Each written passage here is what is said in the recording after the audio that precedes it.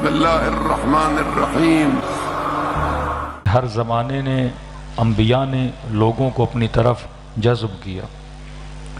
حضرت آدم نے، حضرت نوح نے، حضرت یوسف نے، حضرت ابراہیم نے، حضرت عیسیٰ نے، مطلب حضرت موسیٰ کے بعد یہودی تھے، حضرت عیسیٰ آئے، مسیحی بنے، اتنی تعداد میں بنے، یہ جاذبہ تھا حضرت عیسیٰ کا۔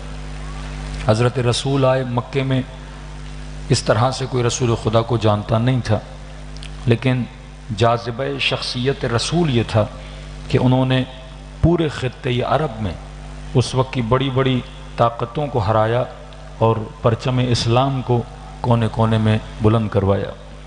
اسی طرح آپ دیکھتے ہیں رسول خدا کے بعد لوگوں نے آل رسول کو دیوار سے لگا دیا۔ آج جو بچہ اہل بیت کو جانتا ہے وہ کیفیت نہیں تھی مدینے میں کہ نبی کی بیٹی گھر گھر جائے، در در جائے، لیکن کوئی دعوت پہ لبیک نہ کہے۔ امام حسین کو لوگ چھوڑ کے چلے جائیں، امام حسن ایک لشکر کے بیچ میں ہیں، مولا کے قدموں کو زخمی کر دیا جائے، مسلح قدموں سے کھینچ لیا جائے۔ یہ آج واقعاً کتنا عجیب لگتا ہے ہمیں سن کے کہ نبی کی نواسیاں ہوں اور مسلمانوں کا بازار ہو، حاکم مسلم ہو اور اس کے سامنے جو کٹا ہوا سر ہو وہ سر مبارک نواس رسول ہو۔ جنگ صفین کون ہے؟ امیر المؤمنین علی بن ابی طالب سامنے کھڑے ہیں، مد مقابل کون ہیں؟ مسلمان ہیں۔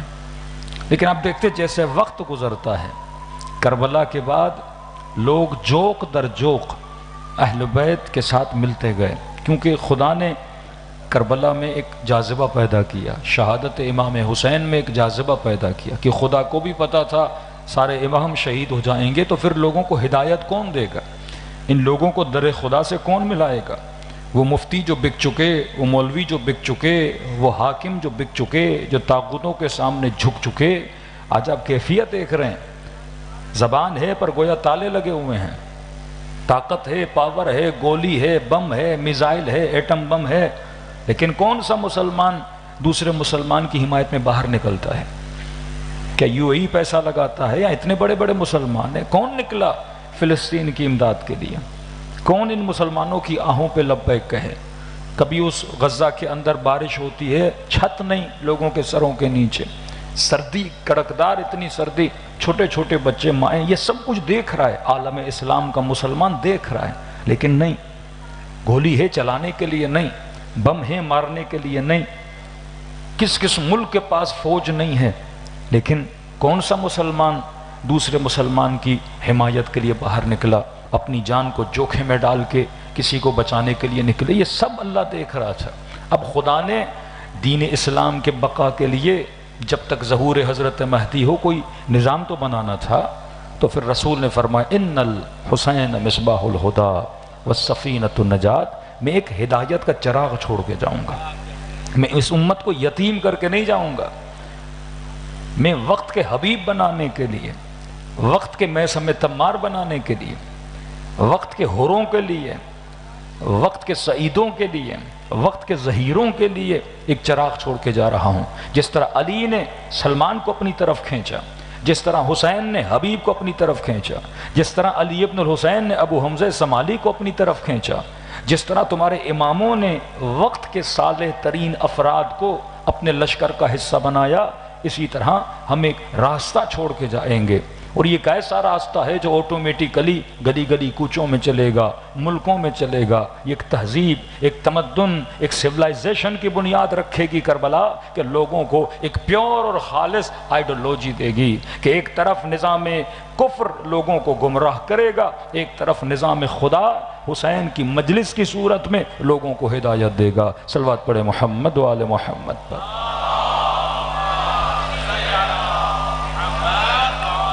اور اس نظام سے جڑے ہوئے افراد انسانیت کو بچائیں گے، اس نظام سے جڑے ہوئے افراد مظلوموں کی آواز پہ لبیک کہیں گے، اس نظام سے جڑے ہوئے افراد اپنی جانوں کو خطرے میں ڈال کے مسلمانوں کو بچائیں گے، ان کے شعور کو بیدار کریں گے۔ اور آپ دیکھتے ہیں کون ظلم کے مقابلے میں کھڑا ہے، کون استکبار عالم کے سامنے کھڑا ہے؟ ہر وہ شخص کھڑا ہے جس کا تعلق فرش ازا ابا عبداللہ حسین سے ہے۔ یہ کربلا وہ کشتی ہے جو ظہور امام کی تیاری، حکومت الہی کی تیاری، بالآخر اس کائنات کے کونے کونے میں نظام الہی کو نافذ ہونا ہے۔ یہ اللہ کا اٹل وعدہ ہے کہ یرثھا الا عبادی الصالحین، میں زمین کا ورثہ عباد الصالحین کو دوں گا۔ تبھی آپ دیکھتے ہیں جب مولا کا ظہور ہوگا، پھر جب رجعت ہوگی، سب سے پہلا امام جسے خدا بھیجے گا وہ امام حسین ابن علی ہے۔ حکومت مہدی کو، امام مہدی کے بعد اگر کوئی کنٹینیو کرے گا، اس شخصیت کا نام کیا ہے؟ حسین ابن علی ہے۔ اور روایات میں جب مولا کا ظہور ہوگا، کعبے کی دیوار پہ ٹیک لگائیں گے اور اس کے بعد امام زمانہ اپنا تعارف کروائیں گے، فرمائیں گے انا المہدی، میں مہدی ہوں جس کا انتظار دنیا کر رہی تھی۔ اور اس اعلان کے بعد جب اپنا تعارف کروائیں گے تو تعارف رسول کے نام سے نہیں کروائیں گے، علی ابن ابی طالب کے نام سے نہیں کروائیں گے، فرمائیں گے میں وہ مہدی ہوں جس کے جد حسین کو کربلا میں پیاسا مارا گیا تھا۔ سوال ہے امام حسین کے نام سے امام مہدی تعارف کیوں کروائیں گے؟ فرمائیں گے جب ظہور حضرت حجت ہوگا تو کائنات کا کوئی کونا ایسا باقی نہیں ہوگا، چاہے ہندو ہو، مسیحی ہو، یہودی ہو، چاہے ایتھیسٹ ہو، دنیا کا کوئی کونے میں کوئی فرد ایسا باقی نہیں رہے گا جو امام حسین کو نہ جانتا ہو۔ جہاں جاؤ گے اپنے مکتب میں ہوں گے، لیکن جب پوچھو گے ہو از حسین تو وہ جانیں گے ہاں کوئی مرد آزاد اندیش تھا، کوئی مرد ہور تھا جس نے انسانیت کی بقا کے لیے اپنی قربانی کربلا میں دی تھی۔ اور امام حسین کو جانے گا جس کو پیاسا شہید کر دیا گیا تھا، جسے بے کفن شہید کر دیا گیا تھا۔ تو امام زمانہ بھی اپنا تعارف کرائیں گے تو کس کے ذریعے سے کرائیں گے؟ امام حسین کے ذریعے سے کرائیں گے۔ تو یہ کشتی ابا عبداللہ الحسین ہے جو لوگوں کو اپنی طرف جذب کر رہی ہے۔ خدا نے وجود حسین میں جاذبہ رکھا۔ کیوں جاذبہ رکھا؟ کیونکہ اہل بیت مظہر صفت پروردگار عالم ہے۔ صلوات پڑھے محمد و آل محمد پر۔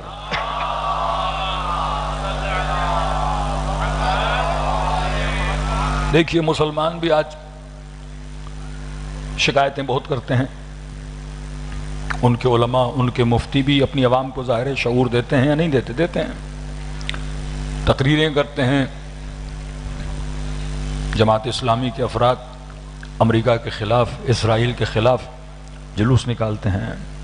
ڈاکٹر اسرار کی تقریریں آپ سن لیں، نظام مغرب کے خلاف بڑی تقریریں ان کی، کہ فیمنزم کو کس طرح بڑھایا گیا، سیکولرزم کو کس طرح بڑھایا گیا، حکومتوں کو، نظاموں کو کس طرح بدلا گیا، مسلمانوں کی تہذیب اور تمدن اور سویلائزیشنوں کو کس طرح تباہ و برباد و خرد کر دیا گیا، کہ ہر شے کو ختم کیا جا رہا ہے۔ آج غیر شیعہ علماء بھی اس ٹاپک پہ بات کر رہے ہیں، بھائی کیا ہوگا مسلمانوں کا؟ جو حال ابھی چل رہا ہے، جس تیزی سے معاشرے میں بے دینی اور دین گریز، دین کو چھوڑ کر بھاگ جانے والی نسلیں ایتھیسٹ ہوتی جا رہی ہیں۔ پہلے کسی نے تصور کیا تھا کہ اسلامی ملک میں کوئی بچہ اللہ کے وجود پہ اعتراض کرے، آج ہو رہا ہے۔ دین کو چھوڑنے کی باتیں، ٹی وی پہ اعلان دین مخالف باتیں، لیکن ہو رہا ہے۔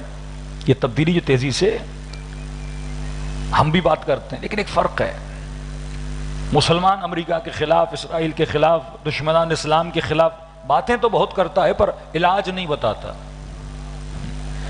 مسئلہ علاج کا ہے، آپ بولیں یہ بیماری، یہ بیماری، یہ بیماری، بھائی اس بیماری کا علاج کیا ہے؟ علاج تو بتاؤ۔ یہ بالکل ایسے آپ لوگوں کو بولے نیسلے کا پانی نہیں پینا، فلاں کمپنی کا پانی نہیں پینا، لیکن میں دوسرا پانی بناؤں ہی نہیں، لوگ کیا پئیں گے؟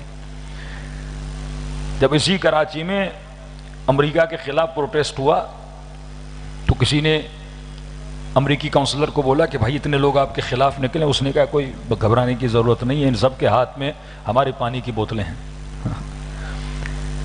آپ اعتراض تو کرتے ہو، علاج نہیں بتاتے۔ بھائی کفر کا مقابلہ کریں تو کیسے کریں؟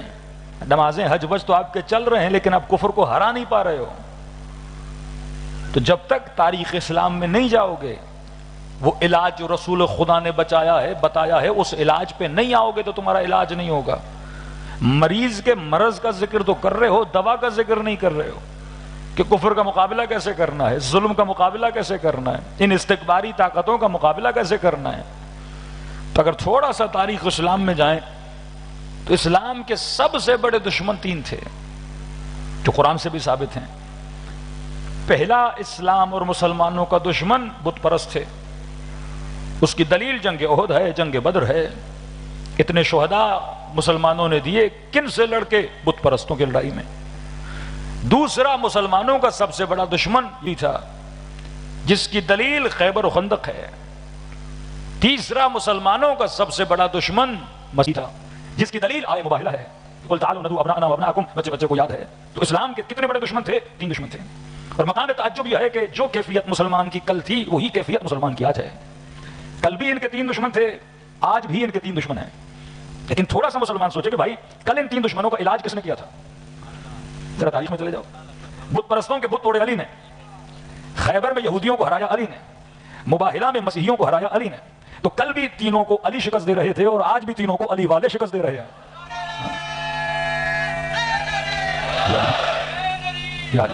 کیونکہ رسول خدا علاج بتا کر گئے انی تارکم فیکم الثقلین کتاب اللہ وعترتی اہل بیتی. ہے مسلمان، اگر کامیابی چاہتے ہو صرف دنیا میں نہیں، حوض کوثر تک، تو کامیابی کا راز یہ ہے کہ میں 2 گرام قدر چیزیں چھوڑ کے جا رہا ہوں. ایک کتاب خدا چھوڑ کے جا رہا ہوں، دوسرا میں تمہارے درمیان اپنی اہل بیت کو چھوڑ کے جا رہا ہوں. پھر فرمایا مثل اہل بیتی کسفینۃ نوح، میرے اہل بیت کی مثال کشتی نوح کی طرح ہے. اس طرح تم نے اگر بچنا چاہتے ہو تو اس کشتی کے مسافر بنو، اس کشتی کے سوار بنو. اور کشتی کون سی ہے؟ رسول نے فرمایا ان الحسین مصباح الہدی وسفینۃ النجات. تو آخری زمانے میں اگر کفر کے مقابلے میں کھڑے رہنا چاہتے ہو تو تمہیں حسین کی فکر کو سمجھنا ہوگا، راہ حسین پہ چلنا ہوگا. یہ واحد طاقت ہے جو کافروں کو شکست دے سکتی ہے. تو امام حسین آپ کو کیا دیتے ہیں؟ انرجی دیتے ہیں. مولا حسین آپ کو طاقت دیتے ہیں. مولا حسین آپ کو حوصلہ دیتے ہیں. نسلوں کو قتل بھی کر دیا جائے لیکن کربلا شہادت کے ذریعے سے ہمیں کیا دیتی ہے؟ حوصلہ دیتی ہے.